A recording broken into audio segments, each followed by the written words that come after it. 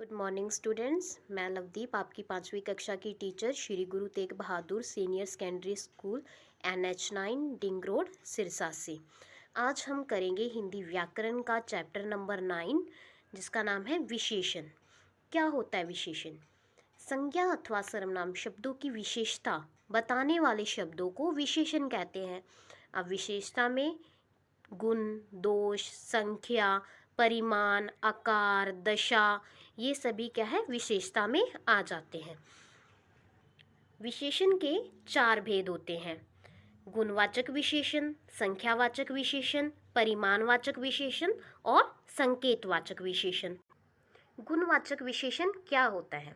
जिन विशेषण शब्दों से संज्ञा अथवा सर्वनाम शब्दों के गुण, दोष, आकार, भाव, रंग, दशा, इन सब का बोध हो, वे गुणवाचक विशेषण कहलाते हैं।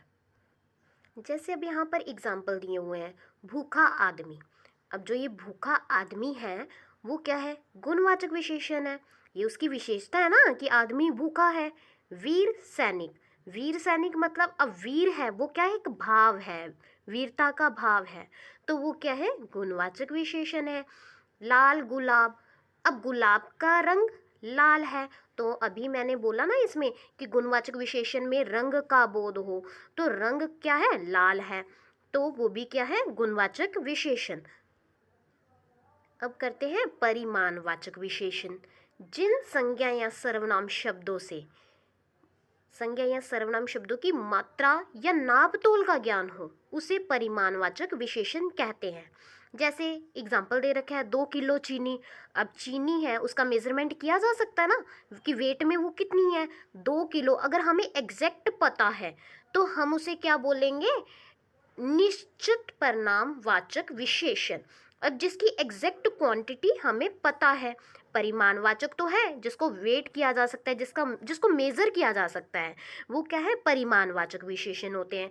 लेकिन अगर हमें किसी की एग्जैक्ट क्वांटिटी के बारे में पता हो, एग्जैक्ट मेजरमेंट के बारे में पता हो, तो हम उसे बोलेंगे निश्चित परिमाणवाचक विशेषण। अब नेक्स्ट, थोड़ा सा पानी। अब थोड़ा सा पानी, अब पानी को भी मेजर किया जा सकता है, इसीलिए ये क्या है? परिमाणवाचक विशेषण। लेकिन अब थोड़ा सा पानी में ये तो नहीं पता ना कि कितना पानी, 1 किलो पानी, 2 लीटर पानी, 3 लीटर पानी, ये कितना पानी बता रखा है, तो हम इसे क्या बोलेंगे?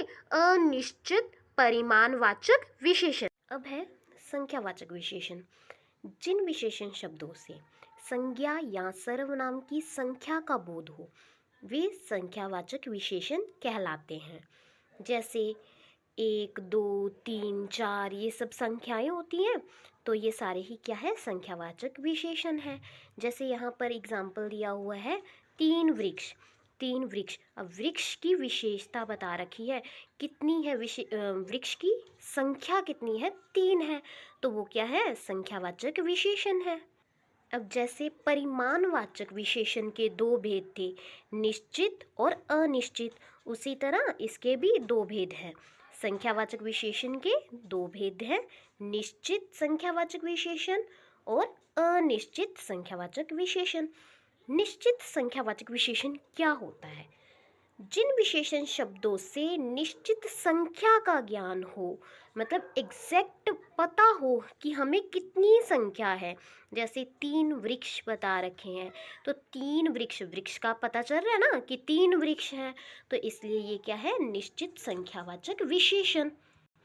और जिन विशेषण शब्दों से निश्चित संख्या का ज्ञान ना हो, हमें पता ना चले कि कितने हैं, तो हम उसे अनिश्चित संख्यावाचक विशेषण बोलेंगे।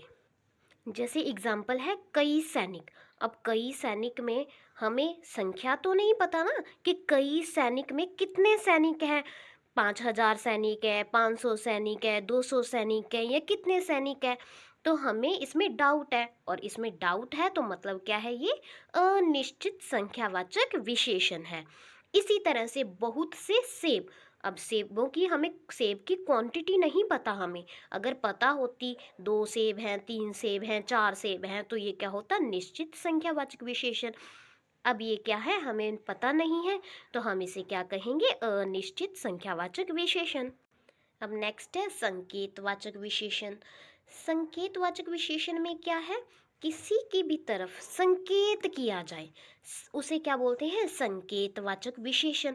अब जैसे इसमें लिख रखा है इस घड़ी, अब ये घड़ी की ओर क्या है, संकेत किया गया है, तो ये क्या है, संकेतवाचक विशेषण। वह मकान, मकान की तरफ संकेत किया गया है, तो वह क्या है, संकेतवाचक विशेषण। आज के लिए इतना ही, धन्यवाद।